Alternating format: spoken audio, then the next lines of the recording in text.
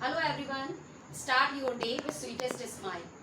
I hope you are enjoying your online classes because you are able to understand better your lesson through your teachers. In our last class, I have explained you what is object and what is material, why we classify the objects into group and properties of materials, and also I have explained you the classification of materials on the basis of appearance and on the basis of hardness and softness. And today we will discuss the classification of materials on the basis of their solubility or insolubility in water. And we will understand this point through an activity.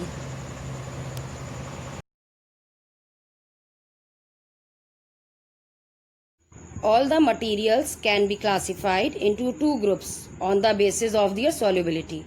Materials which are soluble in water and materials which are insoluble in water.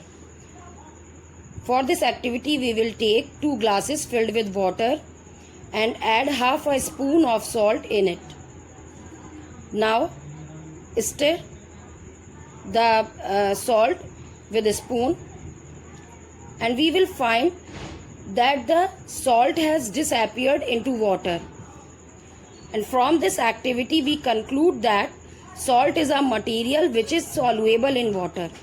Some more materials which are soluble in water are washing soda, potassium permanganate, copper sulfate, alum, milk, lemon juice, glycerine and alcohol. In another glass, we will add sand.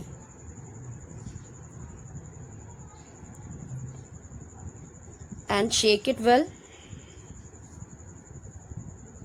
We will find that the sand settles down at the bottom of the glass. Sand does not dissolve in water.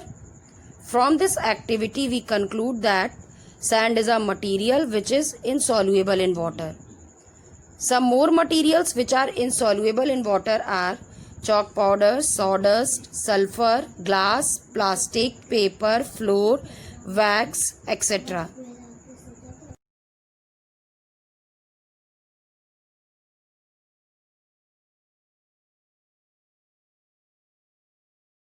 We will now discuss the solubility of some liquid materials in water.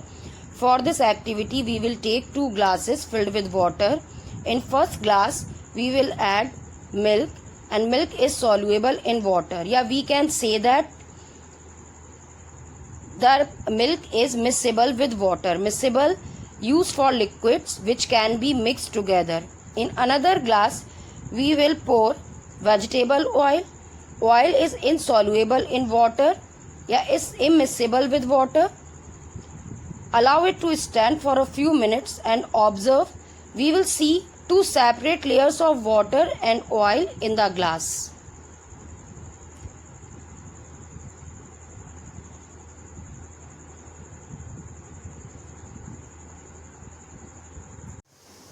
We will now discuss the solubility of gases in water.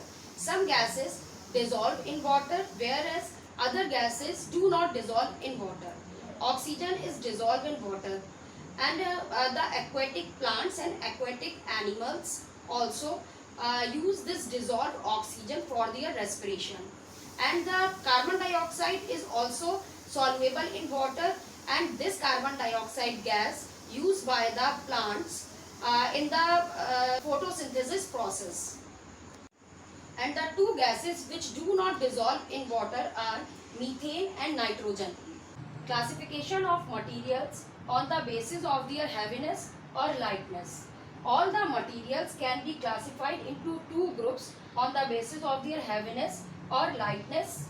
Materials which are heavier than water and materials which are lighter than water. To understand this better, we will do an activity.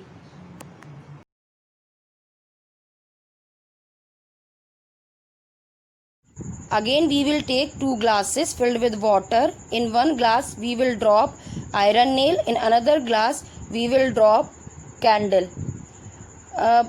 In first glass, we will see the nail is settled down at the bottom because nail is heavier than the water.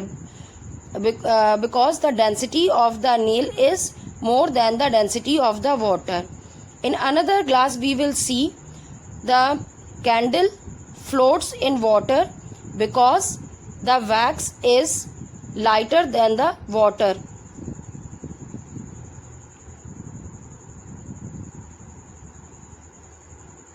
Now, classification of materials on the basis of transparency, translucency and opaqueness. All the materials can be divided into three groups on the basis of transparent materials and translucent materials and opaque materials. Those materials through which we can see clearly are called transparent material, and through this transparent polythene we can see clearly the burning candle. And this is a butter paper. Butter paper is a translucent material and through which we cannot see clearly the burning candle. And this cardboard paper is a opaque material, and those materials through which we cannot see at all are called opaque material. Now we can make a translucent material ourselves as follows. Take a sheet of paper and look through it at a burning candle. We will not be able to see much candle light through this sheet of paper. Now put 5 to 6 drops of coconut oil at its center. Spread and rub the oil on the paper with your fingers. This gives us an oiled paper. Let us now look at the burning candle through that part of paper on which oil has been rubbed. We will find that more light of the burning candle can be seen through the oiled paper. I hope you understood the chapter. Goodbye.